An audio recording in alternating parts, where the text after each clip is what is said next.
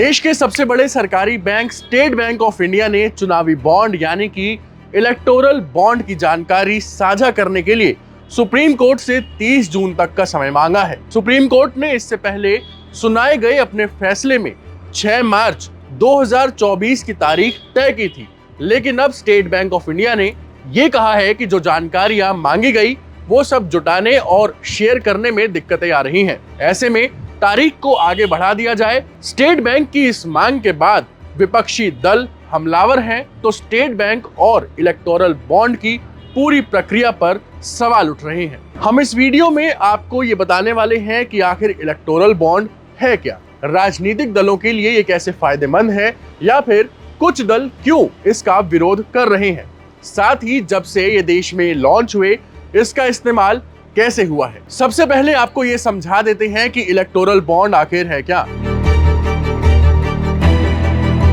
Electoral bond scheme की घोषणा साल 2017 में हुई थी और साल 2018 में इसे कानूनन लागू किया गया। स्कीम के तहत स्टेट बैंक ऑफ इंडिया की चुनिंदा ब्रांचेस से कोई शख्स या फिर कोई कंपनी इलेक्टोरल बॉन्ड खरीदकर अपनी पसंदीदा राजनीतिक पार्टी को गुप्त रूप से चंदा दे सकते हैं। ये बॉन्ड कोई भी ऐसा शख्स या फिर कोई कंपनी खरीद सकती है जिसके पास एक बैंक अकाउंट हो और केवाईसी की जानकारियां भी मौजूद हो। लेकिन पेच यहां पर आकर फंस गया कि जो चुनावी बॉन्ड होते हैं उसके ऊपर दान करने वालों का नाम नहीं होता। जो प्लान आया था उसके मुताबिक 1000 रुपए से लेकर 1 लाख, 10 लाख और 1 करोड़ रुपए तक के बॉन्ड खरीदे जा सकते हैं। जनवरी, अप्रैल, जुलाई और अक्टूबर के महीनों में 10 दिनों के लिए ये बॉन्ड बिकते हैं और बिकने के बाद इनकी वैधता 15 दिनों के लिए ही होती है। साथ ही इलेक्टोरल बॉन्ड से चंदा उन्हीं पार्टियों को दिया जा सकता है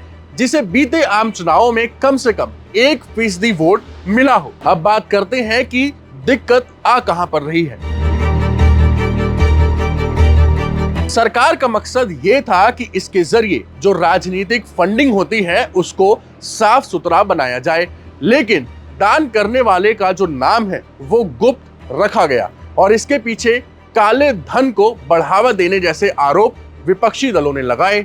ये भी आरोप लगे कि जो बड़े कॉरपोरेट घराने हैं उनकी पहचान बताए बिना पैसे दान करने में मदद के लिए ये स्कीम सरकार लेकर आई थी। ऐसे ही कई और आरोप भी लगे और कई संगठनों की तरफ से इस स्कीम को बंद करने के लिए याचिकाएं सुप्रीम कोर्ट में दायर की गईं। चीफ जस्टिस ऑफ इंडिया सहित 5 जजों की बेंच ने चुनावी बॉन्ड को निरस्त करने का फैसला किया और एसबीआई को यह आदेश दिया कि 12 अप्रैल 2019 के बाद से लेकर अब तक के जो चुनावी बॉन्ड हैं उनकी जानकारी 6 मार्च 2024 तक चुनाव आयोग को सौंप दिए जाए।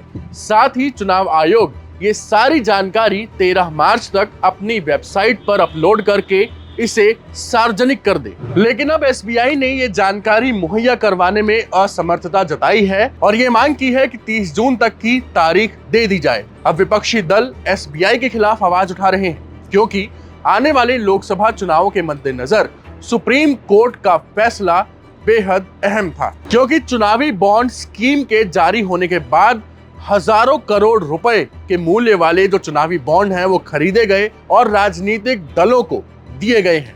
इतनी बड़ी मात्रा में खरीदे गए बॉन्ड के कारण ही ये सवाल उठे। साल 2017-18 से शुरू हुई इस स्कीम के बाद से बीजेपी जो केंद्र में और कई राज्यों में सत्तासीन है उसे सबसे ज्यादा 6,566 करोड़ रुपए चंदे में मिले। कांग्रेस को 1,123 करोड़ रुपए चुनावी बॉन्ड से मिले और तीसरे नंबर पर सबसे ज्यादा चुनावी बॉन्ड से चंदा पाने वाली पार्टी तृणमूल कांग्रेस है जिसे 1,092 करोड़ रुपए मिले। वहीं चौथे नंबर पर बीजेडी है जिसे 774 करोड़ रुपए मिले। 5वें नंबर पर डीएमके है जिसे 615 करोड़ रुपए चुनावी बॉन्ड से मिले हैं। देश में सीपीआईएम ही इकलौता ऐसा दल है जो चुनावी बॉन्ड से चंदा स्वीकार नहीं करता। हालांकि ऐसा नहीं कहा जा सकता है कि बाकी विपक्षी दलों ने चुनावी बॉन्ड से पैसे नहीं लिए हैं। सभी दलों को जो चंदा मिला है उसमें चुनावी बॉन्ड की अच्छी खासी हिस्सेदारी है, लेकिन सबसे बड़ा हिस्सा सत्ताधारी दल बीजेपी का ही है। जो आंकड़े आपको अभी बताए वो सभी हजारों करोड़ के हैं। सुप्रीम कोर्ट ने भी इस स्कीम को निरस्त करते वक्त कड़े शब्दों का इस्तेमाल किया लेकिन हजारों करोड़ के लेन देन की जानकारी एसबीआई क्यों नहीं दे पा रहा है, सबसे अहम सवाल ये है। और क्या सच में चुनावी बॉन्ड का इस्तेमाल काला धन के इस्तेमाल के लिए हुआ है, जिसके चलते सुप्रीम कोर्ट ने सख्त रुख अपनाया। अब सुप्रीम कोर्ट की तरफ एक बार फिर से सभी की निगाहें घूम गई हैं कि क्या वो एसबीआई को मोहलत देगा या नहीं।